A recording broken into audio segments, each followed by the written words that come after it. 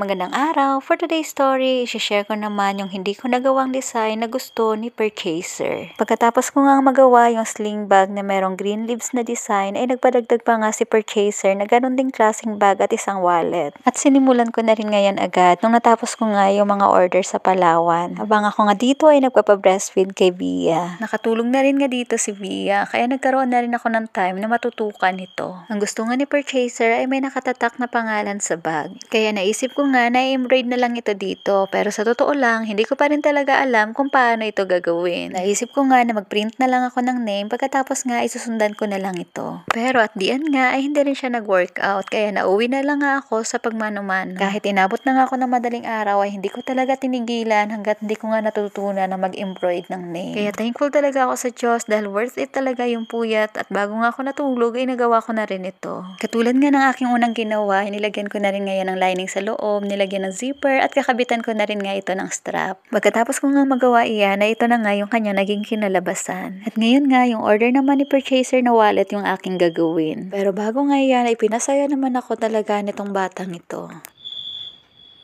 Wow! Wow!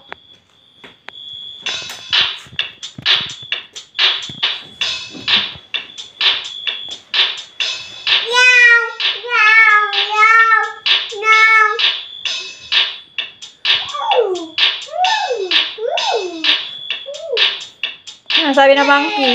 Monkey. Elephant. Cat.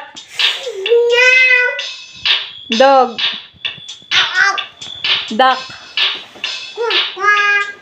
Ang dami na ng style niyan sa pagsislide. Meron nga patalikod, pahiga, padapa, pero kahit ano nga yan, salamat naman at hindi nga siya napapahamak. Kinabukasan na nga ito, lumabas muna nga yung aking mag-ama para nga bumili ng aming almusal. At mabuti nga dumating na rin nga itong order ng aking asawa. Ang tagal na rin nga niya itong in-order at ngayon nga lang dumating. Kaya mamomonitor na rin nga namin yung progress ng height ni Bia. Pagkatapos nga namin masukat yung height ni Bia, ay sinimulan ko na rin nga ulit gawin yung isa pang order sa akin ni purchaser. Bale, yung isang gusto nga ni purchaser ay wallet naman, nasakto lang din nga daw yung lapad ng pera. Kaya dyan nga sinusukat ko na nga yung lapad ng pera para sakto din lang nga yung aking magawa. Pero maya-maya nga nagalambing na naman nga itong aking anak. Kaya iniwan ko muna nga saglit yung aking trabaho para nga ma-comfort ko muna siya. Bumili pa nga ako nitong ibang klaseng yarn dahil kadalasan nga yung mga nakikita ko sa tutorial ay medyo matitigas yung gamit nilang yarn. Pero at the end, bumalik pa rin nga ako sa milk cotton na yarn dahil nga medyo makati pala iyon. Meron nga binigay na picture si purchaser na gusto niyang maging design sa kanyang wallet. Pero ang problema nga ay wala akong makitang tutorial kung paano nga gawin yung stitch na iyon. Dahil nga beginner pa rin lang ako sa pagko-crochet, kaya talagang asa lang ako sa mga tutorial sa YouTube. Kaya minessage ko na rin lang nga siya na hindi ko magagawa yung design na gusto niya. Mabuti lang talaga ay napaka-understanding din ni purchaser at ang sabi niya nga ay gawin ko na lang daw kung ano yung madali sa akin. Kaya naisip ko nga na gawin ko na rin lang yung katulad nga sa bag niya. Kaya dito nga nag-embroid na rin lang nga ako ulit ng kanyang pangalan. Pagka-embroid ko nga ng name sa kanyang wallet ay ganito na nga yung kanyang kinalabasan. At ngayon nga ilalagyan ko na rin lang nga ito ulit ng lining at zipper.